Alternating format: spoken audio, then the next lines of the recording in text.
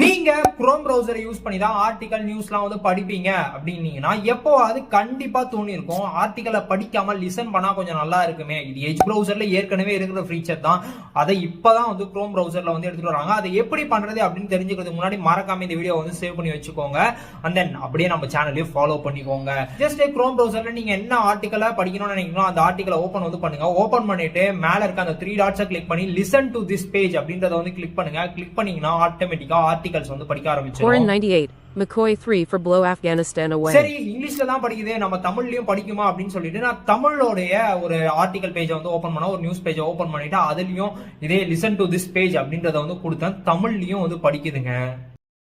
20 over உலக கோப்பை super -8 முதல் போட்டியில் தென்னாப்பிரிக்கா அமெரிக்கா மோதல். நீங்க குரோம் பிரவுசர் யூஸ் பண்றீங்களா இல்ல வேற ஏதாவது பிரவுசர் யூஸ் பண்றீங்களா? இந்த ஃபீச்சர் பத்தி நீங்க என்ன நினைக்கிறீங்க அப்படின்றதையும் கீழே கமெண்ட்ஸ்ல மறக்காம சேனலை ஃபாலோ பண்ணிக்கோங்க.